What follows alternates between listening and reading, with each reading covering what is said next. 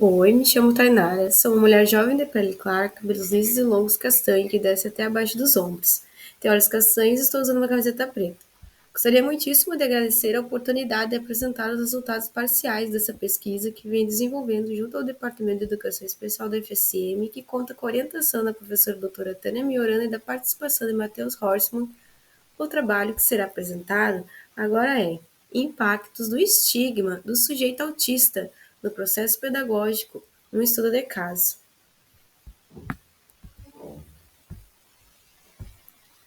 Tem como objetivo analisar os efeitos sociais da classificação do sujeito autista em sala de aula e refletir sobre o estigma relacionado à sua condição, com foco na avaliação pedagógica de crianças autistas. Colocamos como problema de pesquisa uma série de perguntas que irão orientar a análise final dos resultados. Qual postura pedagógica deve ser evitada para romper com a reprodução de barreiras atitudinais? Como devem ser trabalhadas as classificações que os demais estudantes aplicam ao estudante autista para evitar a sua exclusão? Quais ações pedagógicas resultam no estigma que desincentiva a experiência de sucesso escolar de estudantes autistas? A justificativa desse estudo está ancorada na urgência de enfrentar a estigmatização do autismo. No âmbito social, o estudo busca contribuir para o desenvolvimento de práticas pedagógicas mais acolhedoras, alinhadas às demandas do paradigma da inclusão escolar. Para tratar da revisão teórica, começo por apresentar dados do contexto histórico de criação da perspectiva do modelo social da deficiência. O modelo social da deficiência foi desenvolvido na década de 1960 por Paul Hunt, na Inglaterra, e buscava resistir ao modelo médico, que via a deficiência como consequência da lesão corporal e centrava-se na dependência e cuidado médico. Na perspectiva do modelo social, a deficiência não é causada pela lesão, mas sim pelas barreiras sociais, arquitetônicas e atitudinais. A distinção entre lesão, tratada por intervenções biomédicas, e deficiência, questão de direitos e justiça social, é central. O foco do modelo social é na autonomia e independência das pessoas com deficiência, buscando a remoção dessas barreiras. A segunda geração de autores que se incluem nessa perspectiva é conhecida como a crítica feminista.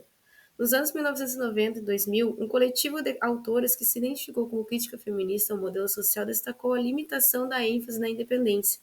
Para essas autoras, muitas pessoas com deficiência nunca serão independentes, mesmo com a eliminação de barreiras. Por isso, concluem que a visão de autonomia não contempla toda a diversidade dos corpos. O cuidado passou a ser valorizado como prática essencial para a socialização, propondo uma sociedade mais empática e solidária. A construção teórica do sujeito de pesquisa, autismo. Histórico. O entendimento sobre o autismo evoluiu desde as primeiras observações de Leo Kanner e Hans Asperger, que identificaram comportamentos autísticos até sua primeira inclusão em manuais médicos na década de 1980 como psicose infantil. A partir de 1984, no DSM-4, foi classificado como transtorno global do desenvolvimento e, em 2013, no DSM-5, consolidou-se como transtorno do espectro autista, destacando a variação contínua das características autísticas, especialmente na área de sociocomunicação e comportamento.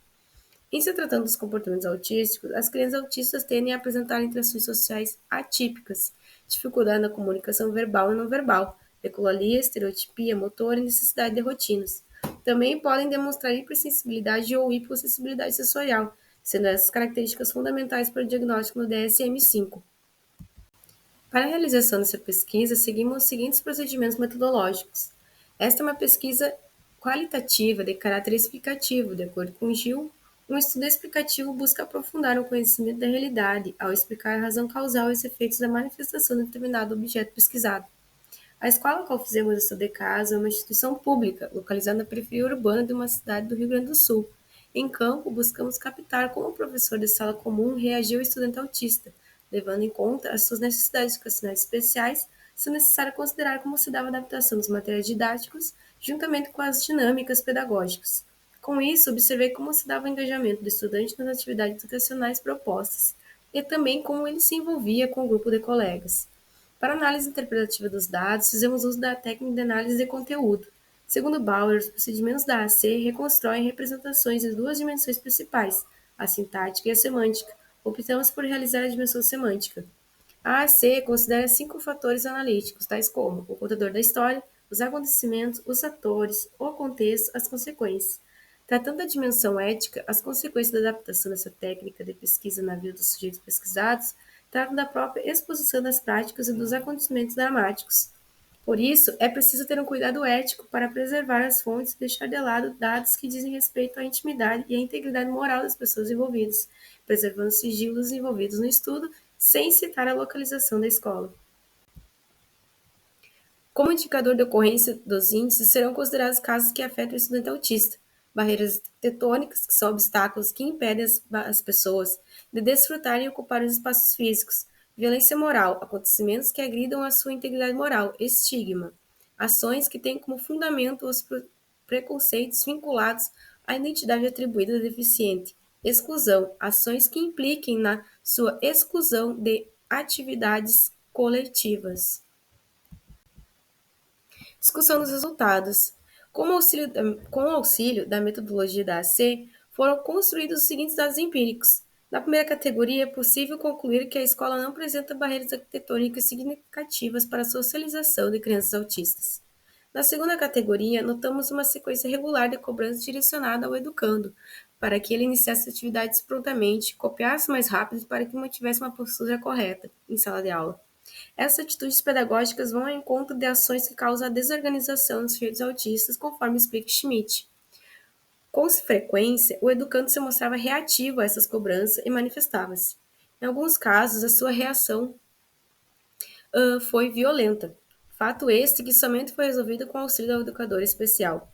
A ocorrência de eventos relacionados à terceira categoria foi identificado quando se fez uma análise do parecer avaliativo designado ao estudante.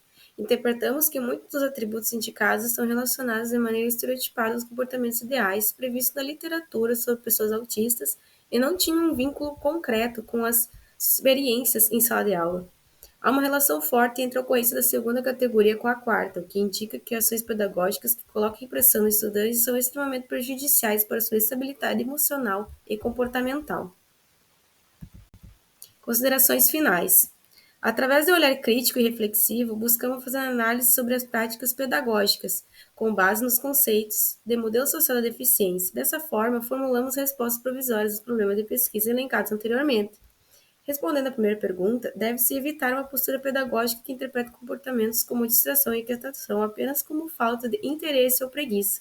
Essas atitudes reforçam estigmas e ignoram as particularidades dos estudantes autistas, perpetuando barreiras atitudinais que dificultam a inclusão e o sucesso escolar. Respondendo à segunda pergunta, as classificações feitas pelos colegas devem ser abordadas de forma crítica, estimulando uma compreensão empática e respeitosa das diversidades. É essencial promover atividades educativas que desafiem estereótipos e incentivem a valorização das diferenças, para que os estudantes não associem características como inquietação a uma falta de capacidade de desvio. Respondendo à terceira pergunta, as ações que focam exclusivamente nos comportamentos considerados problemáticos ou que baseiam as avaliações em descrições estereotipadas comuns em manuais clínicos reforçam estigmas. Isso desincentiva experiências de sucesso ao rotular os estudantes como incapazes de acompanhar o ritmo escolar sem considerar suas potencialidades e necessidades específicas. Portanto, a resposta aos problemas de pesquisa indicam que, apesar dos esforços evidentes para acolher os estudantes autistas, a maneira como seus comportamentos são avaliados e interpretados nas escolas ainda perpetua estigmas e preconceitos. A construção de uma educação inclusiva exige a implantação de práticas pedagógicas mais reflexivas e sensíveis às particularidades dos estudantes. A criação de um ambiente educacional que promova a valorização e a capacidade e o respeito por suas individualidades, como estabelece a Lei Brasileira de Inclusão, é não apenas necessária, mas urgente. Agradecemos muito pela sua atenção.